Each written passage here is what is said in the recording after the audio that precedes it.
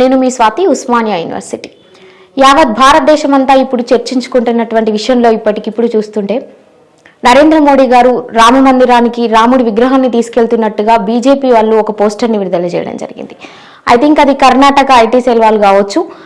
ఆ పోస్టర్ని ఎవరైతే బీజేపీ నాయకులు ఉంటారో, బీజేపీ కార్యకర్తలు కావచ్చు, సపోర్ట్ చేసుకుంటూ దాన్ని షేర్లు చేసుకుంటూ సోషల్ మీడియాలో అది ఇప్పటికీ కూడా వైరల్ అవుతుంది.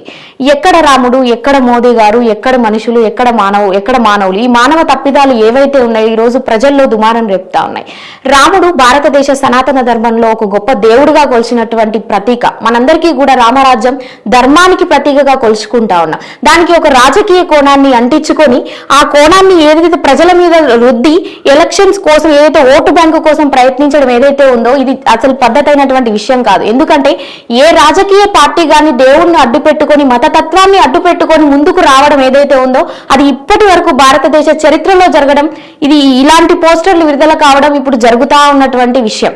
అయితే ఇదే అయోధ్య రామ మందిరానికి 3000 మంది పూజారులను సెలెక్ట్ చేయడం జరిగింది. అందులో ఆంధ్రప్రదేశ్ నుంచి, మన తెలుగు రాష్ట్రాల నుంచి మోహిత్ పాండే అని ఒక పూజారిని సెలెక్ట్ చేయడం జరిగింది. అయితే ఆయన తిరుపతి వెంకటేశ్వర యూనివర్సిటీలో చదువుకొని అక్కడ వేదాలు నేర్చుకొని తిరుపతిలో పనిచేస్తా ఉన్నారు అన్నట్టుగా సమాచారం ఉంది. అయితే ఆయన చేసినటువంటి రాసలీలలు కూడా ఒక వేదాన్ని అభ్యసించినటువంటి పూజారులు, వాళ్ళు పాటించేటువంటి వేదాలు, అందులో ఉన్నటువంటి ధర్మాలు అవి ఏవీ లేకుండా కూడా ఈరోజు ఇన్స్టాగ్రామ్ కావచ్చు, ఫేస్బుక్లలో కావచ్చు అవి వైరల్ అవుతా ఉన్నాయి.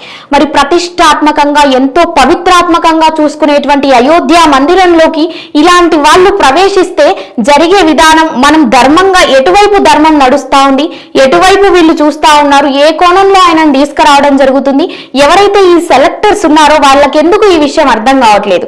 లేకపోతే ఏమైనా లోపాయకార ఒప్పందాలని దేవుడికి మనుషులకు ముడిపెడుతున్నారా?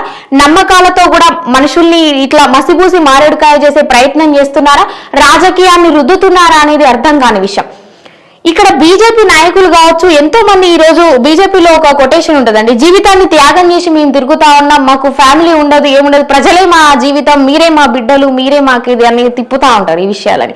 మరి ఇంత తెలిసి ఇంత సనాతన ధర్మాన్ని పాటించే మీరు ప్రజలకు ఏం మెసేజ్ ఇద్దాం అనుకుంటున్నారు? వాళ్ళని ఎటువైపు నడిపిద్దాం అనుకుంటున్నారు?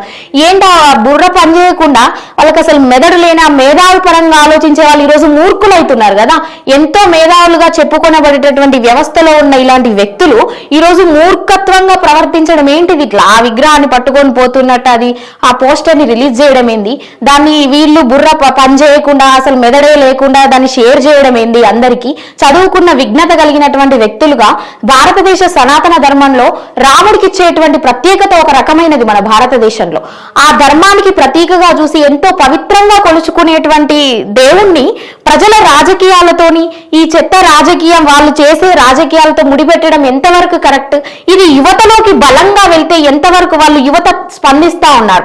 ఈరోజు నమ్మకాలతో రాజకీయాలను ముడిపెట్టే విధంగా బీజేపీ పయనిస్తుందా, లేకపోతే ఉన్నటువంటి నమ్మకాలను సైకలాజికల్ గా వాడుకునే పద్ధతిని అవలంబిస్తుందా అనేది అర్థం కాని పరిస్థితిలో ఉంది నేటి యువత.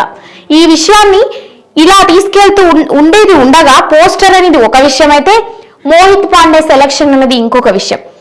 ఆ ఏజ్ లో ఉన్నటువంటి ఆయన వేదాలను అభ్యసించేటువంటి ఒక పూజారి, తిరుపతిలో పనిచేస్తున్నటువంటి తిరుమల తిరుపతి దేవస్థానంలో పనిచేసేటువంటి ఎంతో మంది పురోహితులు ఈరోజు ధర్మశాస్త్రాలను వల్లవేసినటువంటి ఒక నైపుణ్యం కలిగినటువంటి పూజారులు ఉన్నారు. మరి వాళ్ళందరినీ కాదని ఈయన చేసినటువంటి ఎన్నో ఘోరాలు, అరాచకాలు మనం ఫేస్బుక్లలో వైరల్ అవుతా ఉన్నాయి ఇప్పటికీ కూడా. మరి అదంతా కావాలని చేశారా? నిజంగానే ఆయనకి ఏమైనా కోణాలు ఉన్నాయా? రామ మందిరం లాంటి భారతదేశ సనాతన ధర్మానికే తలమానికమైనటువంటి రామ మందిరాన్ని నిర్మించబోతున్నటువంటి నిర్మాణం కాబోతున్న ఈ ప్రాసెస్ లో, చరిత్రలో నిలిచిపోయేటువంటి ఈ అంశంలో ఆయన సెలక్షన్ ఎంతవరకు కరెక్ట్?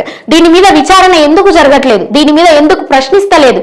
ఎంతో మంది ప్రవచనకర్తలు కావచ్చు, ఈ రోజు ధర్మం తెలిసి, ఈ రోజు వేదాలు చదువుకొని ఎంతో మంది ఉన్నారు, వాళ్ళందరూ ఎందుకు ప్రశ్నించట్లేదు? ఆయనది నిజమేనా? అలాంటి దృక్కోణం ఏదన్నుందా? ఆ దృక్పథంలో ఆలోచించి దయచేసి ఆయన సెలక్షన్ ని అది విచారణ జరిగినాక మాత్రమే రామ మందిరానికి పంపించాల్సిందిగా కోరుతా ఉన్నాం.